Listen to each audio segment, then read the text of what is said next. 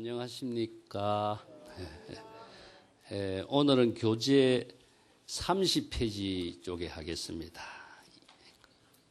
그 임재의 설법의 1대4 2년의 설법을 이은 부분인데요. 먼저 보겠습니다. 임재 스님이 다시 이제 말씀을 하셨습니다. 오늘 이 법회를 이루게 된 것은 불법의 근본 대사를 분명히 밝히기 위한 것이다. 그것은 1대4 인연을 밝히기 위한 것이다. 그 1대4에 대해서는 제가 몇 차례 이야기했습니다만은 좀 이따 다시 설명하겠습니다. 1대4가 우리 출가뿐만 아니라 불법을 공부해서 지혜와 인격을 실현하는 보살도의 삶을 실현하는 가장 근본적인 문제. 그것이 1대4의 일이다. 그래서 1대4 일을 밝히기 위해서 이 법회가 이루어지는 것이지 이 법회는 다른 일은 아니다. 제가 전에도 이야기했지만 우리가 법회라고 하는 것은 구도 법회인 거거든요. 우리 여가 선용을 하기 위해서 이 법회를 하는 건 아니거든요. 자기 자신의 위대한 삶을 실현하는 자기 향상의 보살도의 삶을 실현하는 그 다음에 일체의 생사대사를 해결하는 그 1대4의 문제다. 또 다른 질문할 사람이 있는가 이렇게 물었습니다. 그때 질문할 사람이 있으면 속히 나와서 질문하라. 그러나 그대들이 질문을 한다고 조금이라도 입을 열면은 벌써 불법의 근본 본질과는 전혀 관계없는 일이 될 것이다. 어째서 그러한가 하면은 그대들은 경전의 말씀을 들어보신 일이 없느냐. 여기서 세종께서 이런 말인데, 석종께서 이런 말인데, 여기서는 유마경의 법문입니다. 유마경의 내용인데, 임재스님은 경전의 말씀으로 이렇게 그냥 이해를 하고 설법을 인용한 것 같아요. 법은 문자를 여의었으니 원인, 인에도 속하지 않고 연 환경에도 의존하지 않는 까닭이다. 라고 하는 말씀이었어요. 이 유마경의 법문입니다. 유마경 제자품의 유명한 법문인데, 이 내용이 오늘 우리가 공부해야 할 그 1대4 인연의 본질적인 문제를 제시해주고 있기 때문에 이것을 조금 더 구체적으로 설명을 하겠습니다.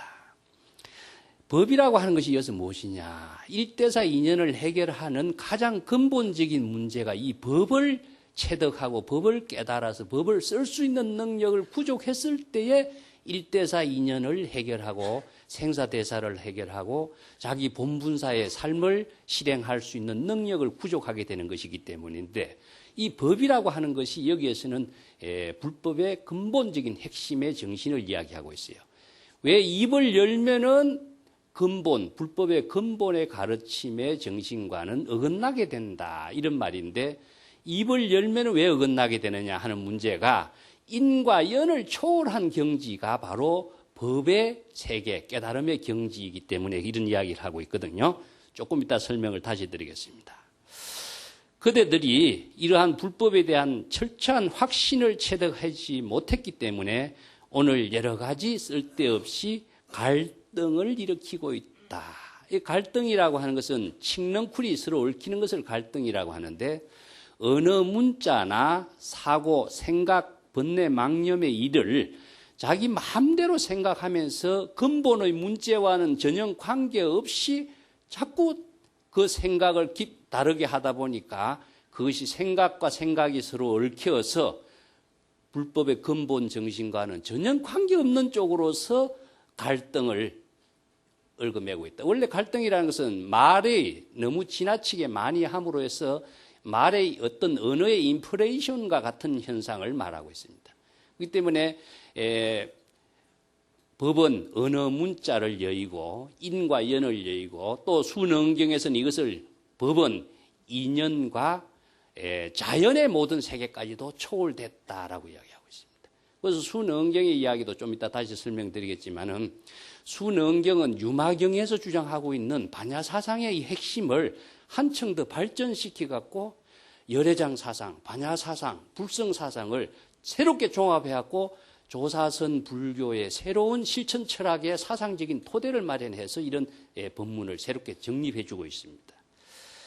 자, 왜 그러냐? 그대들이 철저한 불법에 대한 확신을 체득하지 못했기 때문인데 그것은 여러 가지 갈등을 일으키고 있고 사량 분별을 해서 법에 의거해서 법의 본질을 깨닫지 못하고 자기의 임의대로 생각을 하다 보니까 법하고는 불법하고의 본질하고는 전혀 관계없이 여러 가지 갈등을 일으키고 생각을 만들어서 사량 분별 속에 헤매고 있기 때문에 법하고는 불법의 진실하고는 점점 더 먼 엉뚱한 길에서 헤매고 있을 뿐이다 하는 것을 지적하고 있는 겁니다.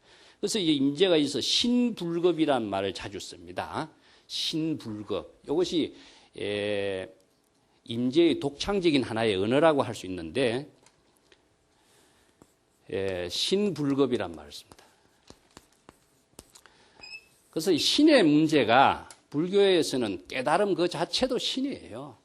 그래서 이걸 나는 믿음이란 말을 절대로 쓰질 않습니다. 믿음이란 말을 쓰면은 믿음의 대상을 만들어버리기 때문에 스스로 언어 그 자체에 의해서 자기 자신이 차별적인 주객의 대립적인 사고의 틀에서 벗어나지 못하는 중생심에 떨어지는 한계를 갖게 되어 있어요. 그래서 확신, 자기 자신에 대한 신념, 철저한 신심, 이것으로서 자신의 확신을 갖게 되는 것을 깨달음의 본질적인 의미를 하고 있습니다. 그래서 신불급이라는 것은 확신을, 철저한 깨달음에 대한 신념을 확립하지 못했기 때문이다.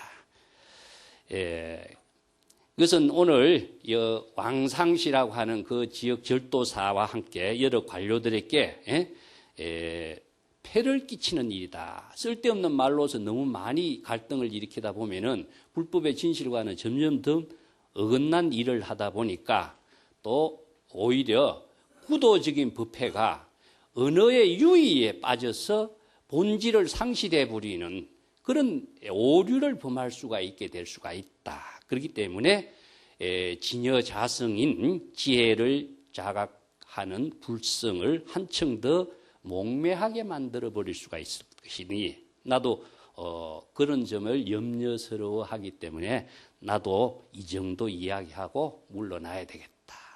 언어를 너무 많이 하면은 본질하고 벗어나는 그 오류를 또 만들어낼 수 있는 염려를 자기 자신이 자기 신에게 경각시키면서 법문하는 것이죠. 그래서 임재가 여기서 큰 할을 한번 해요. 요 할이 어떤 할이냐 하는 것을 또 여러분들 한번 관심을 갖고 보셔야 됩니다. 임재가 이어서 하는 할은 어떤 할일까? 내가 지난번에 할에 대해서 이야기했죠. 요 할은 어떤 의미냐? 그러면서 마지막 본문으로 여러분 스스로가 불법에 대한 철저한 확신을 갖지 못한 사람은 일대사의 일을 마치지 못할 것이니 오래 서서 법문 듣느라고 수고했다. 마지막 인사를 하는 겁니다. 자, 여기서 할이 무엇이냐? 자기 자신의 생명활동이고 불법의 대의를 체득한 일체의 언어 문자를 초월한 경지에서 자기 자신의 일대사의 본분사의 생명활동을 하는 모습을 직접 보여주는 할이 되죠. 할 그 자체가 일체의 언어 문자와 사량 분별을 초월한 경지에서 작용 생명활동, 그것이 일대사 인연인 것이고 그 일대사 인연을 지금 여기 자기의 본분사의 생명활동으로서 여법하게 보여주고 있는 할입니다. 이것을 불법을 계시하는 할이라고 그래요. 임재가 자기가 보여주는 할을 이것이 자기의 일대사 인연의 일인과 동시에 일체 언어 문자를 초월한 경지에서 펼치고 있는 할이다 하는 겁니다. 그래서 여기서 이제 가장 근본적인 문제는 일대사 인연을 해결하는 것은 무엇이냐 하는 것이 진정한 견해입니다. 일대사 인연을 해결하는 것은 첫째로 생사대사를 해결하는 것이죠.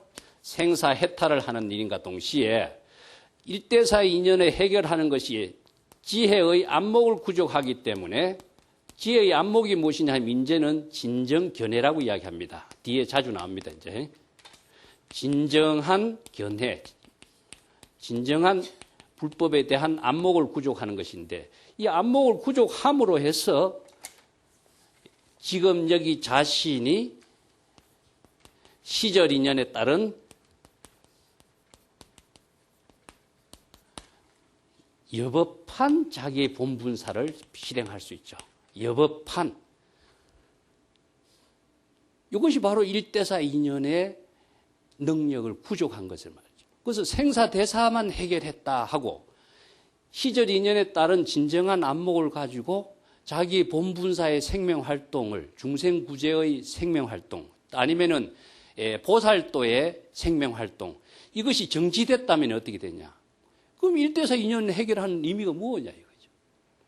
그래서 우리가 불법을 참선 수행을 하고 불법을 공부하는 의미가 어떤 목적의식이 아닙니다. 자기의 본분사의 생명활동을 여법하고 여실하게 보살행으로서 어떻게 실행할 것인가 이 힘을 어디에서 얻어야 된다 그랬죠? 제가 원력이라고 그랬습니다. 그죠? 자기가 세운 원력의 힘을 여법하고 여실하게 진정한 안목으로서 정법의 안목으로서 실행할 수 있는 능력을 구족하기 위해서 우리가 일대사의 인연, 일대사, 생사대사를 해결하는 공부를 하기 위해서 구도 생활을 하는 것이고 그래서 생사대사, 일대사를 해결한다면 이것이 다 구족돼야 됩니다. 이 구족되는 것은 구체적으로 뭐냐 이게 진정견해, 안목이 구족되어야 시절 인연에 따른 자신의 본분사의 역할을 여실하게 할 수 있다. 그 법문의 내용이 취지인데 여기에서 유마경의 이야기를 인용을 하고 있는데 법은 문자를 여의고 인에도 속하지 않고 연에도 속하지 않았다. 인과 연이라고 하는 것은요. 어떤 주객의 대상 경계를 만드는 하나의 원인이 되고 환경이 됩니다. 그래서 불교는 모든 것이 인연법이지만은 인연법이라고 하는 것에 따라서 모든 존재의 실상이라든가 사량 분별이 이루어지지만은 그 인연법을 초월하는 법이 불법이에요. 인연에 따른다라고 하는 것은 인연에 속박되는 것이 아니라 시절 인연을 초월해서 지혜로 작용할 수 있는 능력을 펼치는 것을 일대사 인연이라고 하지 인연에 속박되는 삶을 사는 것이 일대사 인연이 아닙니다. 이걸 잘못 이해한다면 착각이 생길 수가 있어요. 그래서 인과 연이라고 하는 것은 모든 의식의 대상, 경계를 만들어가기 때문에 중생심의 작용밖에 안 돼요. 이걸 또 한편으로 더 이야기한다면 자연의 모든 경계까지 초월해야 된다. 그래서 자연이라는 것은 불교에서 이야기한다면 자연 외도를 이야기하고 있는데 중국의 선에서는 노장자도 불교에서는 자연 외도의 사고로서 취급해요. 자연이라고 하는 것 자체가 우리가 일체의 외부적인 힘이 가미되지 않는 상태이기 때문에 어떤 문제점을 유발하고 있느냐 하면요. 자연 그 자체의 본질성의 문제를 상정을 하게 돼요. 생각을 하지 않을 수가 없죠. 그래서 원시 종교에서 모든 존재가 존재할 수 있는 것은 존재할 수 있는 어떤 영적인 신적인 어떤 무엇이 있다라고 생각하면서 애니미즘이라고 하는 물활론이라는 것, 모든 존재가 생명체가 존재한다라고 하는 그런 사고에서 원시 종교가 물활론이 형성돼요. 또 하나는 모든 종교는 신의 힘에 의해서 해결된다라고 하는 샤머니즘적인 사고로서 원시 종교가 하나 이루어져요.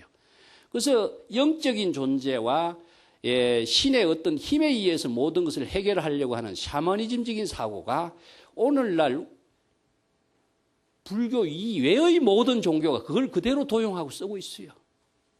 그렇지만 불교에서는 영적인 존재가 불교에서는 무아, 아트만이라고 하는 건 없죠. 무아설에 의해서 그 문제를 초월하게 했고 또 자연의 모든 존재, 신의 어떤 외부적인 힘에 의해서 이루어내는 그 종교의 가치관이 아니라 자기 자신의 업을 통해서 지혜로 그 업을 해소할 수 있는 능력을 구족함으로 해서 일체의 외부적인 조건을 모두 차단하면서 독자적인 안목의 지혜로서 해결하는 그 능력을 갖추도록 한 것이 뭐냐? 일대사 인연입니다.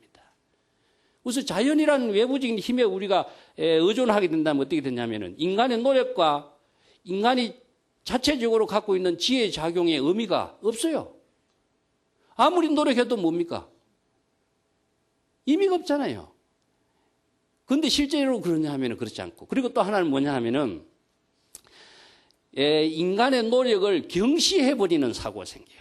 내가 아무리 노력해도 필요 없으니까 외부적인 어떤 힘에 의해서 자연이 이루어질 것이라는 생각을 하게 되겠죠. 그러면은 자율적인 어떤 능력과 지혜작용이라고 하는 것이 무시됨으로 해서 타율적인 의존성에 빠져버려요. 근데 이 모든 종교가 그렇게 빠져버리게 만들어주고 있어요. 이게 타율적인 의존성에 빠져서 해결되는 문제가 있느냐? 이 세상에 하나도 없어요. 그런데도 불구하고 인간이 그렇게 빠지게 돼 있거든요. 이런 것이 불교에서는 진정한 법을 바로 깨달아 알므로 해서 그 지혜를 구족했을 때에 이러한 오류에서 벗어날 수 있는 안목을 열어주고 있는 것이 뭐냐? 불법의 지혜와 자비라는 겁니다. 그래서 불교에서는 임재록에서 항상 강조하는 수처작주란 말을 쓰는데 항상 곳에 따라서 자기는 주인이 되도록 하는 거죠. 주인이 되었을 적에 자신이 불법의 지혜를 구족해서 독자적인 일체의 업을 초월할 수 있는 능력을 지혜로 일대사인연의 지혜로 발휘할 수 있도록 하는 힘을 구족하도록 하는 것이 불법 수행의 의미고 도를 이루는 삶인 것이지 의존형의 삶을 실현한다면 우리가 이런 공부할 이유가 하나도 없어요. 무조건 믿고 따르기만 하면 되죠. 그런데 그것이 얼마나 무지한 종교냐, 무지한 가르침이냐 이것을 불법의 지혜로서 제시해주고 있는 겁니다. 그래서 우리가 불법을 배우는 의미가 여기 있는 겁니다. 이걸 불교에서는 무지라고 그래요. 무지.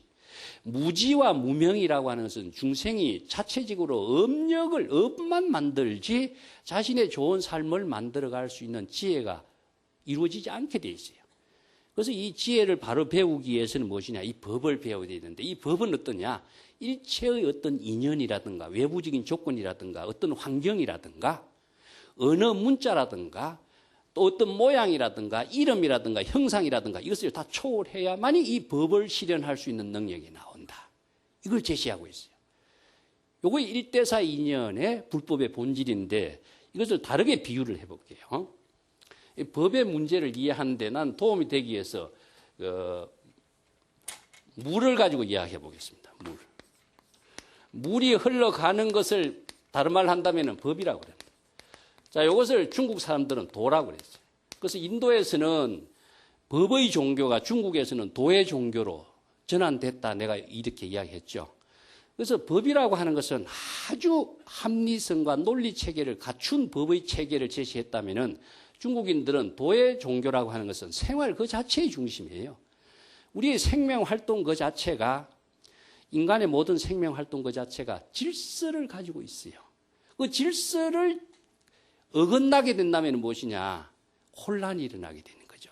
그런데 혼란 가운데서도 질서를 갖고 있는 것이 생명 그 자체인데 이 생명체의 질서를 물이 흘러가는 것처럼 이 법으로 제시하는 것을 불교에서는 여법이라고 합니다.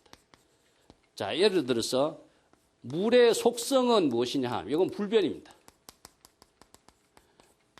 물의 속성은 물이 날라서 수증기가 되고 구름이 되고 눈이 되고 얼음이 되고 물이 어떻게 변화되더라도 물의 속성은 바뀌질 않아요. 자, 이것은 무엇이냐? 우리의 불성과 같아요. 우리의 마음의 근성, 본성과 같아요. 그럼 물의 속성이라고 하는 것 자체는 항상 청정함을 유지하고 있어요. 예? 청정. 그 다음에 물의 모든 생명활동이라고 하는 것은요, 자기 자신도 생명활동으로서 살려주는 힘을 작용하지만은 남도 생명활동이 할 수 있도록 살려주는 힘을 갖고 있어요. 이게 사상에서 불교에서 이야기한다면은 보살도의 자리타죠. 이런 원력의 삶이 모든 물의 본질성과 같이 모든 자연의 본질성의 그 생명력 자체의 작용과 똑같습니다. 또 하나는 뭐냐? 물이 높은 곳에서 낮은 곳으로 흐른다라고 하는 것은 높은 곳에서 낮은 곳으로 흐르는 거. 이건 불변의 법칙성을 갖고 있어요. 이 때문에 물의 흐름이라고 하는 것은 단절성이 없기 때문에 항상 끊임없이 흘러가고 단절됨이 없어요. 이거 우리의 마음의 작용도 마찬가지예요. 우리의 마음의 의식작용이라는 것은 단절됨이 없는데 이 단절되지 않는 그 마음의 작용을 청정함과 동시에 여법하게 작용할 수 있도록 하는 것이 뭐냐? 바로 법인 거예요. 그래서 법이 바르게 작용하지 못하면 우리는 업을 짓는 중생으로 삶은 만들어지지만은 여법한 삶의 실현이라는 것은 불가능하거든요. 그리고 또 하나의 무엇이냐? 항상 물은 수평입니다. 수평을 유지한다는 것은 평등을 말합니다. 우리의 중생심의 마음이나 부처의 마음이나 마음의 작용의 본질은 평등이에요. 그래서 일체 중생이 모두 불성이 있다라고 이야기하는 것이 세계의 어느 종교에서 이 평등성의 종교를 구가하고 있는 종교는 없어요. 그런데 이러한 불교의 가르침이 왜 평등의 종교, 일체 중생을 구제하는 원력의 종교로서 실행할 수 있는 힘을 제공해주고 있느냐 하면은 법을 중심으로 해서 이루어지기 때문에 그래요. 이건 붓다가 만들어낸 것이 아니라고 내가 이야기했죠. 이게 우주에 존재하고 있는 생명체의 작용의 본질을, 법의 본질을 지혜의 안목으로 깨달아서 밝혀서 많은 사람들이 바로 그 법을 깨달아 체득할 수 있는 법을 제시한 것이 붓다고 선지식인 것이지, 누가 법을 만들어서 제시한 건 불교는 없습니다. 그런데 다른 종교에서는 어떻습니까? 신의 말이라고 하면서 인간이 만들어낸 말에 의해서 모든 것을 언어에 구속시키고 있는 겁니다. 그래서 불교는 언어 문자를 초월하도록 하지, 언어에 구속시키는 이런 노예화시키는 불교의 가르침은 하나도 없어요. 자유를 제시해주고 있는 겁니다. 여기 임재의 자유라는 것이 무의진이라는 절대 자유를 나중에 주장하고 있는데, 이 자유를 체득하지 못하면은 자기 자신이 지혜로운 인간 간의 혁신과 변화를 만들어갈 수 있는 지혜의 힘은 작용할 수가 없기 때문에 걸리는 것이 없어야 돼. 걸리는 것이 의식이거나 또 눈에 보이는 것이나 귀 안입이 설신이 어떤 대상 경계에 걸림이 없어야지 자기가 본래 청정한 마음에서 자유스럽게 작용할 수 있는 겁니다. 그 다음에 또 물의 속성이 무엇이냐 하면은 어떤 인연을 만나더라도 거부를 하지 않고 동화를 합니다. 이게 수연입니다. 수연. 자, 시절 인연에 따른다라고 하는 것이죠. 수연이랍니다. 인연에 따른다.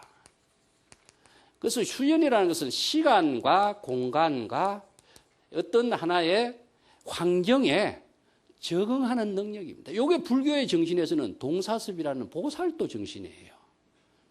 이게 어떤 환경에서 나는 그것을 거부한다고 한다면은 자기가 시절 인연에 따른 자기의 본분사의 삶을 실행할 수 있는 능력은 벌써 자기 스스로 차단해버리겠죠. 왜 이러냐? 무자성이기 때문에. 물은 독자적인 자기의 본성을 구족하지 않아요. 자, 이것을 불교에서는 뭡니까? 공이라고 하고 무심이라고 이야기합니다. 마음을, 번뇌 망심을 텅 비웠기 때문에 어떤 경계를 만나더라도 그 모든 시절 인연에 따라서 자기의 본성을 잃어버리지 않는 지혜를 펼칠 수가 있어요. 자, 이것은 무엇이냐? 불교에서 이야기한다면 이거 불성 사상이고, 이것은 무엇이냐? 불성의 작용이기 때문에 반야지혜의 작용인데, 이 반야지혜의 작용이 일체처 언제 어디서라도 걸림없이 이루어지고 있기 때문에 이것이 뭐냐? 자기 본분사라고 합니다. 자기 본분사라는 것은 자기 생명활동과 같은 거예요. 자기 생명활동을 중단할 수가 없는 것이죠. 그런데 의식을 갖고 있으면 중단이 되지만은 의식을 모든 것을 초월했기 때문에 생명활동은 중단할 수가 없어요. 물의 생명활동이 무엇이냐? 청정하고 자기 자신도 깨끗하게 한과 동시에 자기 자신의 생명활동을 만든과 동시에 남도 청정하게 하고 남도 생명활동을 할 수 있도록 도와주는 힘을 나누고 있죠. 이게 바로 법이라는 겁니다. 이 법을 자기가 체득했을 때에 이 법을 함께 나눌 수 있는 지혜가 작용할 수 있는 거거든요. 여기에다 언어 문자라든가 뭐 인과 연이라든가 자연이라든가 어떤 대상 경계를 설정하면은 자기 본분사의 생명 활동이 죽어버리기 때문에 이 법을 실행할 수가 없어요. 그래서 일대사 인연이라고 하는 것, 불법의 대의라고 하는 것을 체득해서 일대사 인연으로 작용할 수 있는 능력을 구족하는 것을 불교에서는 법을 체득했다, 도를 얻었다라고 이야기하는 겁니다. 이 경지를 구족하지 못하면은 언제 어디서라도 자유자재하게 자신의 생명 활동을 펼칠 수가 없게 되는 것이죠. 예. 자, 임재의 법문을 다시 한번 보겠습니다. 그래서 오늘 법회는 일대사 인연을 분명히 밝히기 위한 것이다. 구도법회죠. 예. 그 때문에 여기서 여러분들이 입을 열면은 개구적착이란 말 들어봤죠? 입을 열면은 벌써 언어 문자에 떨어져 버려요. 언어 문자라고 하는 것은 사량 분별의 하나의 방편적으로는 쓰는데 진실 그 자체는 아니거든요. 그래서 진실은 바로 우리가 진실이란 말 불교에서 이야기하거든요. 진실은 바로 자기 본분사의 생명활동으로 작용하는 것이 진실이지, 본분사의 생명활동하는 것을 우리가 법으로 이야기한다면 이것을 진실을 객관적으로 설명하는 것은 무엇이냐? 언어입니다. 언어 문자입니다. 우리 경전 공부도 마찬가지죠. 언어 문자를 떠나서 진실을 체득할 수 있는 또 방법은 없지만은 진실 그 자체는 언어 문자가 아니라고 하는 거죠. 왜냐하면 다른 비유로서 이야기한다면 달을 가리키는 손가락에 비유하고 있죠. 달은 진실이라고 하지만은 달을 가리키는 손가락은 무엇이냐면은 방편이거든요. 방편은 진실이 아니라는 점입니다. 근데 진실은 어떠냐? 일대사의 인연의 생명활동 그 자체가 바로 진실된 삶의 모습이지. 그것을 임재는 뭘로 보여줬습니까? 여기서 할로 보여준 거예요, 할로. 일체의 언어 문자를 떠나서 자기의 생명활동의 작용 그 자체를 바로 일대사의 생명활동의 본분사로 보여준 거예요. 이제 이렇게 보여줄 수가, 행동으로밖에 보여줄 수가 없어요, 이것은. 언어 문자로 설명하면 벌써 2차적인, 3차적인 문제로서의 설명일 뿐이지 진실 그 자체의 본질은 제시할 수가 없죠. 그래서 이 도를 실행한다라고 하는 것을 할로서 제시했다라고 보면 됩니다. 그 마지막 구절에요. 소신건인은 종무요이란 말씀입니다. 소신건인. 근데 이러한 내가 법문을 하지만은 확신이 철저하지 못한 사람, 아니면은 바른 불법에 대한 확신을 갖지 않는 사람, 아니면은 이성가, 소성건이라고 했습니다. 예, 소신건인. 여기서 소라고 하는 것은 무엇이냐면은 이성과 소성의 가르침에 대한 믿음을 갖고 있는 사람을 건이라고. 이 건이라고 하는 것은 뿌리란 뜻인데 타고난 어떤 뿌리가 있는 것이 아니라 건기 이런 말을 쓰거든요. 건기. 이것은 무엇이냐면은 그릇이란 무엇을 담을 수 있는 능력인데 이 건기는 무엇에 연결되냐 하면은 신념에 관계되어 있습니다. 그래서 인연에 맺은 그 신념에 따라서 이 사람이 소성의 건기냐 대성의 건기냐 아니면 금강경에서 이야기하고 있는 최상성의 건기냐가 달라져요. 그래서 이제 소성의 신념, 소성의 가르침에 대한 확신을 두고 있는 사람은 그 가르침에서 집착을 하고 떨어지면은 단견과 편견에 떨어져 있는 사람은요, 대성의 법문을 아무리 해도 수용을 하지 않는 거예요. 수용하지 않는 사람은 이런 법문을 수용할 수 없다 이겁니다. 그래서 이 금강경에서요, 이 법문은 최상승자를 위한 법문이다 그러죠. 그래서 최상승자가 되게 하기 위해서는 소승의 가르침을 배우고 대성의 가르침을 배우고 보살도의 가르침을 배워도 그 가르침에 언어 문자의 가르침이라고 하는 것은 방편법문이기 때문에 집착하지 마라. 집착하면은 자기 향상을 이룰 수 있는 최상승의 법문은 수용할 수가 없는 것이다. 그래서 모든 것은 언어 문자로 배운 것은 전부 다 지혜로 체득하고 없애 비워버려야 되는 겁니다. 그걸 갖고 있는 한 언어 문자의 대상의 경계에 내가 끄달려서 자기 자신이 생명활동을 죽여버려요. 지혜로운 생명활동은 죽어버리게 돼요. 그래서 일체의 모든 것을 비우라고 하는 말이 금강경에서 뭡니까? 무상, 무주, 이런 의식의 대상 경계를 모두 다 비워야 돼요. 그래 항상일로를 이루고 끊임없이 더 좋은 인연과 더 차원이 높은 가르침의 법문을 수용하면서 자기 향상의 시절 인연의 보살도를 실행하는 것이지, 어떤 의식 경계 지식과 사고방식이 딱 박혀 있으면은 아무리 좋은 법문을 갖다 주어도 수용을 못하기 때문에 이 사람들을 소승건인이라고 그래요. 이거 금강경에도 주장하고 있고 법화경에도 주장하고 있죠. 그래서 법화경에서 이성의 수행자들은 썩은 종자다. 싹이, 대성의 싹이 날 수 없는 썩은 종자라고까지 이렇게 매도를 하는 표현을 써요. 이성의 가르침이나 불교의 모든 가르침은 외도의 가르침, 성문연가의 가르침 모든 것을 다 포용하는데, 포용하면서도 어떤 가르침에도 집착을 하지 마라. 또 마음의 어떤 경계를 의식의 대상 경계에 머무르지게 하지 말라. 어떤 언어 문자에 대한 명상을 의식으로서 자기 것으로서의 고정관념을 갖지 마라. 얼마나 강조한 이야기입니까? 포용을 하지만은 자기 자신이 그것을 다 대성의 법문으로서 수용해서 자신의 지혜로 작용할 수 있는 능력을 펼쳐야 되는 것이 불법의 참된 의미지. 이건 마치 바닷물에 백천강물을 모두 수용하지만은 백천강물의 바닷물은 의식을 하지 않는 것 같아. 물이 무심의 경계인 거나 마찬가지입니다.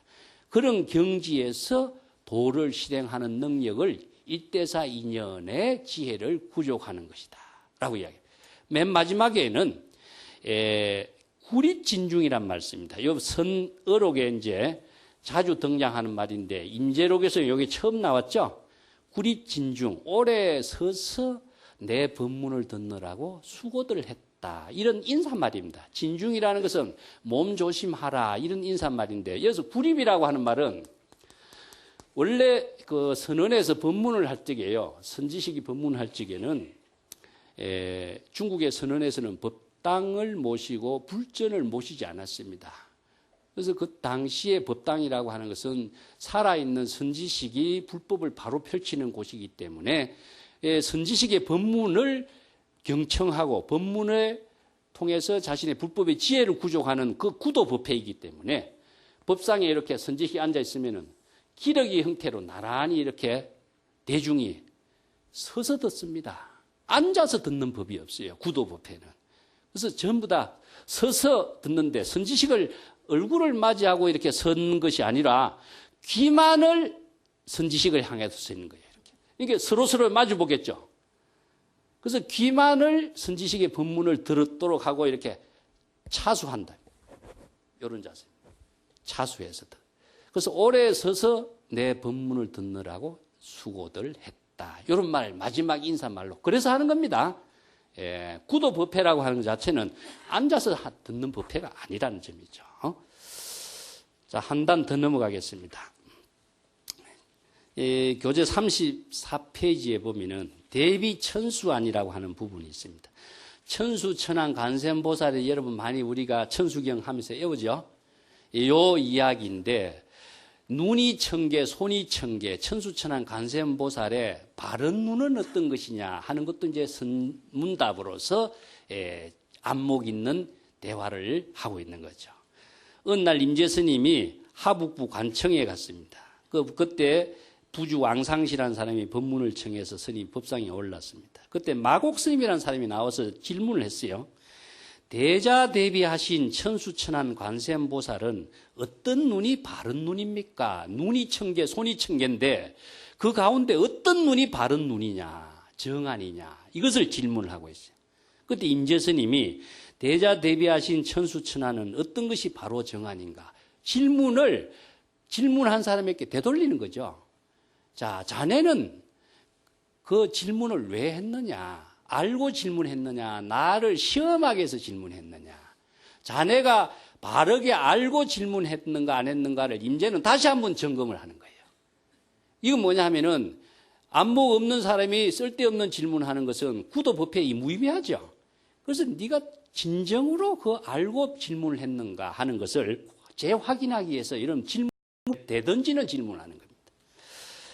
그대가 속히 말해라. 속히 말해라는 것은 사량 분별하지 말고 사량 분별에 일념의 망념이 일어나기 전에 직심으로 그대의 본래심으로 지혜작용으로 그대로 이야기해라. 사량 분별해서 말하자면은 바로 안목이 있는 작용이 아니죠. 그래서 일체의 언어 문자와 사량 분별을 초월해서 직심으로 본래심으로 불심의 지혜로 말해라. 이런 말을 속히 말해라. 이런 말을 씁니다. 그 마곡스님이 임재스님을 법자에서 끌어내리고 마곡스님이 법상에 올라앉았다. 여기 법상 같은 우리나라 같은 법상이 좀 높으죠. 그런데 원래 중국에는 법상이요 의자입니다. 원래 의자에 앉아서 법을 하고. 이 때문에 의자에 앉은 사람은 손만 이렇게 잡고 끌어내리면 바로 법상에서 끌려 나오게 돼 있어요. 왜 그럼 여기에서 마곡스님이 임재스님을 법상에서 끌어내리고 자기가 그 법상에 앉았는가? 그 다음 질문에 나와요. 임재스님이 마곡스님이 법상 앞에 가까이 가서는 스님이 천수천안 관세음보살님인지 미처 살피지 못했습니다. 당신이 천수천안 관세음보살이라고 하는 그 행동으로 보여주고 있군요 하는 의미입니다. 왜냐하면은 임재스님이 법문하고 있는데 천수천왕 관세음보살은 바로 이런 모습이야 하면서 정한, 자기의 눈으로서 정한이라는 것을 어느 문자로 설명 아무리 해도 누가 이해가 되겠어요? 천수천왕 관세음보살의 진정한 안목을 갖춘 지혜의 눈은 바로 이런 행동으로 보여주고 있는 이 모습이 바로 천수천왕 관세음보살의 진정한 정법의 안목인 것이다. 행동으로 보여줄 수밖에 없어요. 그래서 그 자기가 법상에서 임재스님을 끌어내리고 자기가 법상에 앉는 거예요. 행동으로 보이는 겁니다. 그때 마곡스님이 무슨 말을 하려고 해요.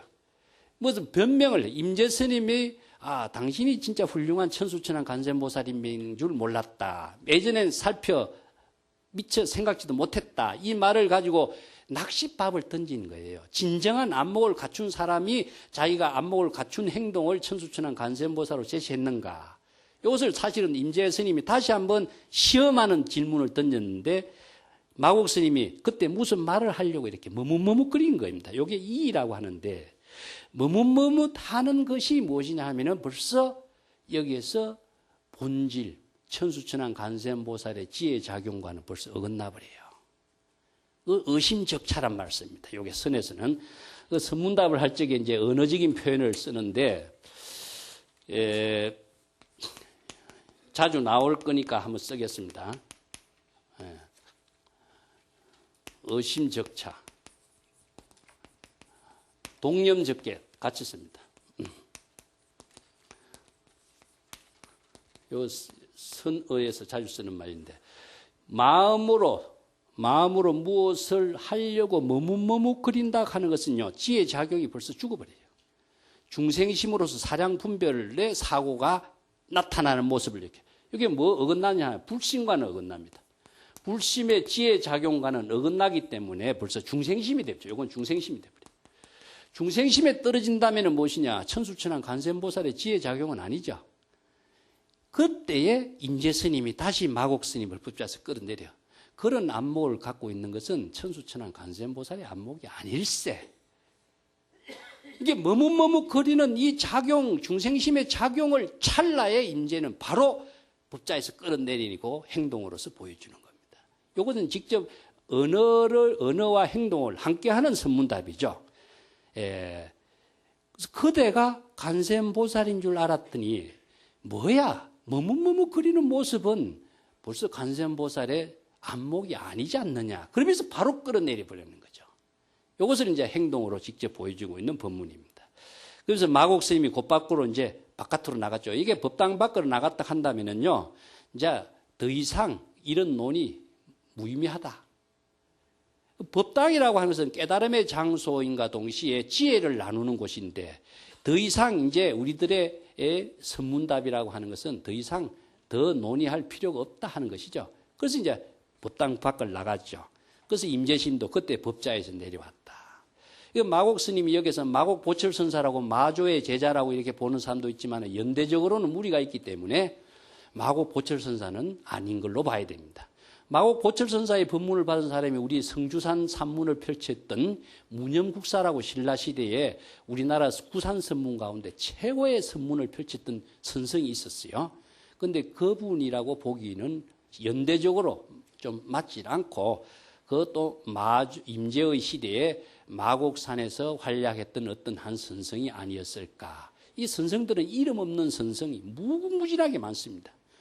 이름만 있는 선성, 그러니까 철저한 하나의 법당을 만들어서 중생을 교화를 펼친 선성도 있지만은 많은 선성들과의 대화에 등장하는 이름만 있는 선성들이 무궁무진하게 많아요. 그런 사람들 가운데 한 사람으로 보는 것이 바르지 않을까 이렇게 생각하고 있습니다. 천수천왕 관세음보살 우리가 천수경 많이 외우고 있죠. 천수경 그 내용이 참 좋은 내용인데 한문으로 이렇게 읽다 보니까 내용과 원력이라든가 이런 것을 그냥 자기의 마음속 깊이 새기지 못하고 그렇게 천수경 외우는 분이 많이 있습니다. 원래 천수경이라고 하는 경은 고려시대에 우리나라에 들어왔어요. 원래는 고려 불교가 몽고, 즉 원나라를 세운 민족이 몽고 민족이죠. 몽고의 불교는 어디에 영향을 받았냐 하면은 티베트 불교의 영향을 받습니다. 여러분 티베트에 보면은 신도들이나 많은 사람들이 경정을 돌리면서 온마니 반면 하죠. 우리 천수경하고 할 적에도 온마니 반면 있죠. 이게 이제 그 티베트 불교의 천수천왕 관세음보살 묘지력을 이제 외우는 주문인데, 티베트 불교가 밀교와 가미된 천수다란이 그 신앙이 중심이 되어 있어요. 이 불교가 몽고로 전래되었고, 몽고인들이 그 티베트 불교의 영향을 받아서 천수경을 많이 외우고, 그때 몽고가 우리나라 원나라가 고려 국정을 간섭하면서 그 몽고 불교의 영향을 고려에 이식시켜주면서 우리나라의 천수경이라고 하는 경이 모든 불교 의식의 중심 경전으로서 자리매김하게 된 겁니다. 몽고 불교는 고려 불교는 사실 선불교의 영향이 가장 컸어요. 그런데 또 의식은 무엇이었습니까? 전부 다 천수경 중심의 의식이죠. 오늘까지 그 전통이 우리가 예불을 드리고 아침 저녁으로 정건을 하면은 천수경을 외우는 의미가 이런 하나의 역사적인 과정 속에서 이루어졌다는 것을 이해를 하시면 됩니다. 자, 오늘 이것으로 마치겠습니다.